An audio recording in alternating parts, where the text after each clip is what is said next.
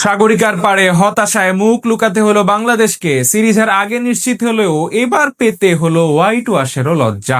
আগে ব্যাট করতে নেমে টপ অর্ডারের ব্যর্থতার বিড়ে অর্ধশতক হাঁকিয়েছেন তাওহিদ হৃদয়। তবে তা সত্ত্বেও 109-এর বেশি তুলতে পারেনি টাইগাররা। জবাবে ব্যাট করতে নেমে শুরু থেকেই ঝড় তোলে অজিরা, তাতে করে রেকর্ড সংখ্যক বল হাতে রেখেই জিতে নেয় ম্যাচ। অজিদের বিপক্ষে বাংলাদেশের এমন হার এবং এর খুঁটিনাটি নিয়ে বিস্তারিত জানবো এই প্রতিবেদনে।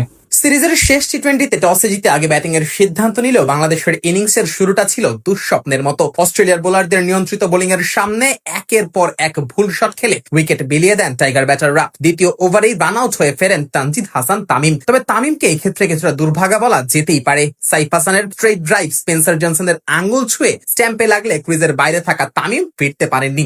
একই ওভারের পঞ্চম বলে জনসনের স্লোয়ার ডেলিভারি বুঝতে না পেরে আগে ভাগী শট খেলে ফেলেন সাইফ। মিড অফে সহজ ক্যাচ নিয়ে তাকে ফেরান মিচেল মার্শ। মাত্র 2 ওভারে 7 রানে 2 উইকেট হারিয়ে চাপে পড়ে যায় বাংলাদেশ। শুরুর ধাক্কা সামাল দেওয়ার দায়িত্ব ছিল পারভেজ হোসেন ইমনের ওপর, কিন্তু তিনিও ব্যর্থ হন। নাথান এলিসের নিচু ফুল টসে বড় শট খেলতে গিয়ে জোয়েল ডেভিসের হাতে ক্যাচ তুলে দেন তিনি। 13 বলে যোগ করেন মাত্র 1 রান, সেই সাথে নাম লেখান লজ্জার এক রেকর্ডে। টি-20-তে এক ইনিংসে টাইগারদের হয়ে অন্তত 10 বল খেলা ব্যাটসম্যানদের মধ্যে সর্বনিম্ন স্ট্রাইক রেটের ইনিংস খেলেন ইমন। 5 ওভারে বাংলাদেশের সংগ্রহ ধারায় 3 উইকেটে মাত্র 11 রান। এরপর নুরুল হাসান সোহান কিছুটা প্রতিরোধের চেষ্টা করলেও অ্যাডাম জাম্পার করা উইকেট মেডেন ওভারে অদ্ভুত এক শট খেলতে গিয়ে বোল্ড হন এই ব্যাটার। স্ট্যাম্পে থাকা নিচু ডেলিভারিটি লেগ সাইডে খেলতে গিয়ে বলের লাইনে যেতে না পারায় তার 2 পায়ের ফাঁক গলে বল আঘাত হানে স্ট্যাম্পে। 8 বলে 6 রান করে ফেরেন সোহান। ব্যাটিং বিপর্যয় আরো বেড়ে যায় শামীম হোসেনের বিদায়ে। স্পেন্সার জনসনের লেগ স্ট্যাম্পের বাইরের এক ডেলিভারিতে উইকেট রক্ষকের হাতে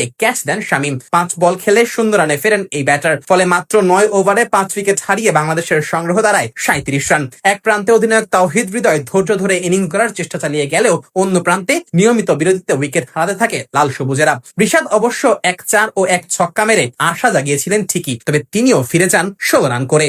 সতীর্থদের ব্যর্থতার মাঝে একার লড়াইয়ে বাংলাদেশকে 17 রানে নিয়ে গেছেন তাওহিদ হৃদয়। 41 বলে তিনি পেয়েছেন 50 দেখা। শেষ পর্যন্ত 51 বলে 3টি করে ছক্কা ও 4-এ 61 রানে অপরাজিত থাকেন বাংলাদেশের ভারপ্রাপ্ত অধিনায়ক। ফলে নির্ধারিত ওভারের খেলা শেষে 8 উইকেট হারিয়ে বাংলাদেশের সংগ্রহ দাঁড়ায় 109 রান। আগের ম্যাচে 2 ওভারে 39 রান দেওয়া পেসার স্পেন্সার জনসন এদিন 4 ওভারে 6 রানে তুলে নেন 2 উইকেট। জবাবে ব্যাট করতে নেমে ঝড় তোলে অজি ব্যাটাররা। শরীফুলের প্রথম ওভারেই তুলে নেয় 17 রান। 2টি করে বাউন্ডারি হাঁকান 2 ওপেনার মিচেল মার্শ ও জশ ইংলিশ। ম্যাচ জিততে যেন বড্ড তাড়া ছিল অজি এই 2 তারকার। বাংলাদেশি বোলারদের ঘুম হারাম করে রান তুলতে থাকেন বেশ দ্রুত গতিতেই। ইনিংসের পঞ্চম ওভারে মিচেল মার্শের কাছে 4টি বাউন্ডারি হজম করেন তাসকিন, আর তাতে করে সেই ওভারেই দলীয় অর্ধশতকে পৌঁছায় অজিরা। এরপর আর পিছে ফিরে তাকাতে হয়নি সফরকারীদের, সহজেই জিতে নেয় ম্যাচ। সেই সাথে 3 ম্যাচের সিরিজে বাংলাদেশকে হোয়াইট ওয়াশের লজ্জা দিল মাইটি অজিরা।